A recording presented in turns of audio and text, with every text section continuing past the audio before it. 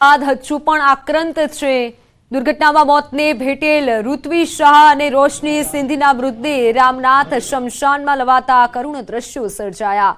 ઋત્વી અને રોશની બંને સાથે ભણતા હતા। બંનેની અંતિમ ક્રિયા પણ સાથે કરવામાં આવતા હૃદયદ્રાવક દ્રશ્યો સર્જાયા છે। રોશની સિંધીના અંતિમ સંસ્કારમાં મોટી સંખ્યામાં મુસ્લિમ બિરાદરો પણ જોડાયા હતા।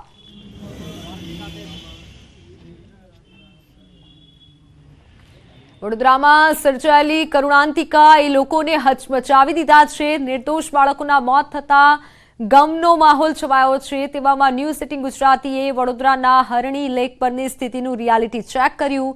રિયાલિટી ચેક કરતા બોટને વેલ્ડિંગ અને થીગડા મારી ચલાવાતું હોય તેવું સામે આવ્યું। આ ઉપરાંત અહીં સ્વિમિંગ રિંગ પણ તૂટેલી હાલતમાં જોવા મળી।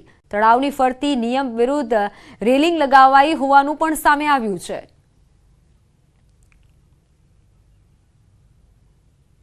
જ્યારે કોઈ વ્યક્તિ પાણીમાં ઉતરે ત્યારે જે સ્વિમિંગ રિંગ હોય છે તે જીવન રક્ષકનું કામ કરતી હોય છે। ત્યારે હરણી તળાવ ખાતે જે દુર્ઘટના સર્જાઈ, બોટ પલટી ખાવાના કારણે 14 લોકોના ભોગ લેવાયા। એ સ્થળ પર અત્યારે જે ન્યૂઝ 18 ગુજરાતીની ટીમ છે તે રિયાલિટી ચેક કરવા માટે પહોંચી છે। આજે અહીંયા સાઇટ ચાલતી હતી તેના જે મેન્ટેનન્સ છે તેના પર સવાલો ઉઠી રહ્યા છે। ત્યારે આ જે વરવા દ્રશ્યો છે તે તમને બતાવવાનો પ્રયત્ન કરીશું। આ જોઈ રહ્યા છો કે આ સ્વિમિંગ રિંગ છે। સ્વિમિંગ રિંગ જે છે તેની કેવા પ્રકારની પરિસ્થિતિ છે તેનો અંદાજો લગાવી શકાય છે। અને બીજી વાત કરવામાં આવે તો અહીંયા જે ફાયર સેફટીની સુવિધા છે તેના પણ લીરે લીરા જે છે તે કોન્ટ્રાક્ટર દ્વારા ઉડાવવામાં આવ્યા હતા। કારણ કે આ ફાયર એક્ઝિક્યુટર છે તેની સ્થિતિ જોઈ શકાય છે કે તેને કોઈપણ પ્રકારનું મેન્ટેનન્સ જે છે તે કરવામાં આવ્યું નથી અને અત્યારે આ બંધ હાલતમાં જોવા મળી રહ્યું છે। એટલે અહીંયા બીજી વાત કરીએ તો અત્યારે જે લેક છે, જે પાલક છે તેના પર આપણે ઊભા છે તે પણ કાટ ખવાઈ ગયેલી છે અને લાકડા જે છે તે સડી ગયેલા છે। અહીંયાથી જ પસાર થઈને તમારે બોટમાં બેસવાનું હોય છે। ત્યારે આ જે પાલક છે તેનું પણ મેન્ટેનન્સ જે છે તે કોન્ટ્રાક્ટર દ્વારા કરવામાં આવ્યું નથી અને અહીંયા જોઈ શકાય છે કે લાકડા સડી ગયેલી હાલતમાં છે। તો કેટલીક જગ્યા પર જે લોખંડના સળિયા છે ત્યાં કાટ લાગેલા જોવા મળી રહ્યા છે। બીજી વાત કરીએ તો આ બોટ તમે જોઈ રહ્યા છો એ તમામ બોટ જે છે તે પણ કફોડી સ્થિતિમાં છે। આ જે બોટ છે તે પણ કાટ ખવાઈ ગયેલી છે અને આ તમામ બોટને વેલ્ડિંગ મારીને જે કોન્ટ્રાક્ટર છે તેના દ્વારા ઉપયોગમાં લેવામાં આવતું હતું અને જે મોટી સંખ્યામાં અહીંયા પ્રવાસીઓ આવતા હોય છે એ પ્રવાસીઓને તેમના પોતાના જીવના જોખમે આ જે બોટ છે તેમાં આ તળાવમાં જે છે તે મુસાફરી કરવામાં આવતી હતી।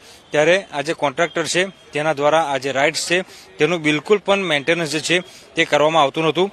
બીજા દ્રશ્યો બતાવીશું કે તળાવની ચારે તરફ તમે આ રેલિંગ જોઈ રહ્યા છો। સામાન્ય રીતે એવો નિયમ હોય છે કે જે જગ્યા પર બોટિંગ થતું હોય અથવા તો સ્વિમિંગ કરવાનું હોય એ જગ્યા પર આ પ્રકારની રેલિંગ જે છે તે ન હોવી જોઈએ। ત્યારે ગઈકાલે બોટ પલટી ખાવાના કારણે જે દુર્ઘટના બની તેમાં આ જે રેલિંગ છે તે સૌથી મોટી અડચણ બનીને ઊભી રહી હતી। કારણ કે જ્યારે ફાયર બ્રિગેડના જવાનો અને સ્થાનિક તરવૈયાઓ જે ડૂબનારા લોકો છે તેમને બચાવવા માટે આવ્યા ત્યારે આ રેલિંગ જે છે તેના કારણે તેઓ અંદર પ્રવેશ નહોતા કરી શક્યા। ત્યારે જબરજસ્તીથી લાત મારીને આ જે રેલિંગ છે તે તોડવાની ફરજ પડી હતી। એટલે ટૂંકમાં કહીએ તો અહીંયા રિયાલિટી ચેક કરતા સ્પષ્ટ દેખાઈ રહ્યું છે કે કોન્ટ્રાક્ટર દ્વારા આ સાઇટને કઈ રીતે મેન્ટેન કરાતી હતી। આ બીજી જે પાલક તમે દ્રશ્યોમાં જોઈ રહ્યા છો તેમાં પણ જોઈ શકાય છે કે પાલકના નીચેનું જે લાકડું હોય છે, પીપળા હોય છે તે પણ સડી ગયેલી હાલતમાં છે। ઉપર જે પ્લાય લગાવવામાં આવી છે તે પ્લાય પણ સડીને ઉપર આવી ગઈ છે અને અહીંયા લોકો જે છે પસાર થતા હોય બોટમાં બેસવા માટે એમના જીવનું જોખમ અહીંયા પ્રથમ દ્રષ્ટિએ જ જોઈ શકાય છે।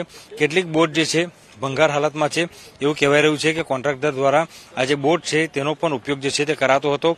તો જે ટિકિટ વિન્ડો છે તે મોટી માત્રામાં જે ભંગાર છે એ પણ જોઈ શકાય છે। તો આ તમામે તમામ જે વ્યવસ્થા છે તેને મેન્ટેન કરી હોત પરંતુ તેના દ્વારા માત્ર ને માત્ર પૈસા કમાવાની દ્રષ્ટિએ આ જે સાઇટ છે તે ઓપરેટ કરવામાં આવતી હતી। ત્યારે પોલીસ દ્વારા જે પરેશ શાહ છે તેની શોધખોળ પણ અત્યારે હાથ ધરવામાં આવી છે। હાર્દિક દીક્ષિત, ન્યૂઝ 18 ગુજરાતી, વડોદરા। તો હાલ સમાચારોમાં સમય થયો છે વિરામનો।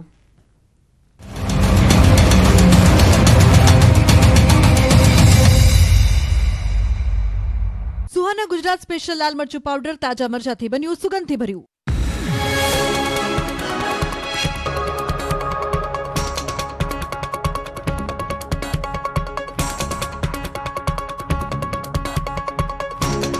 સુહાના ગુજરાત સ્પેશિયલ લાલ મરચું પાવડર તાજા મરચાથી બન્યું સુગંધથી ભર્યું। लाइफ में जीतने के लिए અત્યાર સુધી ગુજરાતમાં છાશવારે ડ્રગ્સનો જથ્થો તો પકડાતો જ હતો, પરંતુ આ વખતે તો નશાનો સોદાગરે હદ કરી નાખી. ગાંધીનગરથી ડ્રગ્સ નહીં પરંતુ ડ્રગ્સની જ ફેક્ટરી પકડાતા હાહાકાર મચી ગયો. ડ્રગ્સ માફિયાઓ માટે ગુજરાત જાણે હોટ ફેવરિટ હોય તે રીતે ગાંધીનગરના દહેગામમાં ડ્રગ્સની ફેક્ટરી બનાવી હતી. અમદાવાદ ડીઆરએની ટીમે સિન્થેટિક ડ્રગ્સ ઉત્પાદન અને દાણચોરીના રેકેટનો પર્દાફાશ કર્યો છે.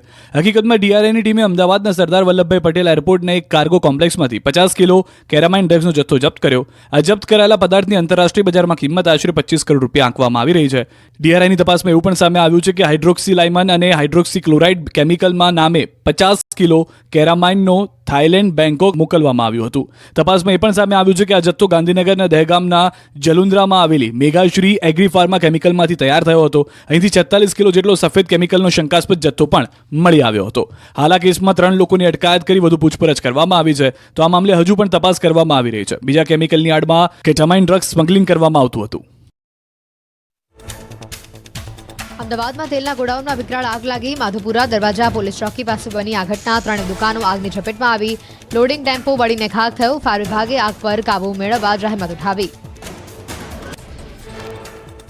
જૂનાગઢમાં રખડતા ઢોરનો આતંક. રખડતા ઢોરના હુમલાનો બનાવ સીસીટીવીમાં કેદ. શિંગડા ભરાવી રાહદારીને રોડ પર પટક્યો. ઢોરે રાહદારીને પગથી ખૂંદી નાખ્યો. ઢોરના હુમલાનો ચોંકાવનારો વિડીયો વાયરલ. ગીર સોમનાથના હડમતિયા ગામે ખુલ્લા કુવામાં સિંહણ ખાબકી. શિકારની પાછળ દોડતી સિંહણ ખુલ્લા કુવામાં ખાબકતા વાડી માલિકે વન વિભાગને જાણ કરી. 2 કલાકની જહેમત બાદ વન વિભાગની ટીમે સિંહણનું રેસ્ક્યુ કરી સહી સલામત બહાર કાઢી. સુરેન્દ્રનગરના ગ્રામ્ય વિસ્તારમાં દીપડો દેખાતા ભયનો માહોલ. ટીટોડા અને ઢાકડિયા ગામની સીમ સહિત આસપાસના ગામોમાં દીપડાના આટાફેરા. સ્થાનિકોએ દીપડાને પકડવા વન વિભાગને જાણ કરી. ગીર સોમનાથના મંડોર ગામમાં દીપડાની દહેશત. 55 વર્ષીય આધેડ પર દીપડાનો હુમલો. ઘાયલ આધેડ સારવાર હેઠળ ખસેડાયા. ખેતરમાં કામ કરવું મુશ્કેલ બનતા વન વિભાગ વહેલી તકે દીપડાને પકડે તેવી માંગ. અમદાવાદના ગીતા મંદિર પર ફરી એકવાર અસામાજિક તત્વો બન્યા બેફામ. ગીતા મંદિર બસ સ્ટેન્ડ પરની દુકાનોમાં પૈસાની ઉઘરાણીનો આક્ષેપ. અસામાજિક તત્વોએ દુકાનદારો પાસે પૈસાની ઉઘરાણી કરી મારામારી કરી. દુકાનદારોમાં ભયનો માહોલ. ઉત્તરાખંડના ગંગોત્રી, યમનોત્રી અને હર્ષિલ ઘાટીમાં ભારે હિમવર્ષા. સિઝનની પ્રથમ હિમવર્ષા થતાં સમગ્ર વિસ્તારમાં બરફની ચાદર છવાઈ. હિમવર્ષાને કારણે લોકોમાં ખુશીનો માહોલ. ઉત્તરાખંડના ચમોલીના વાથણમાં પલટો. ઓલી, હેમકુંડ સાહિબ, હનુમાન ચટ્ટી, નેતી ઘાટી, બાણા ઘાટીમાં હિમવર્ષા. 1 મહિનાથી પ્રવાસીઓ જોઈ રહ્યા હતા હિમવર્ષાની રાહ. હિમવર્ષા થતાં પ્રવાસીઓમાં ખુશીનો માહોલ.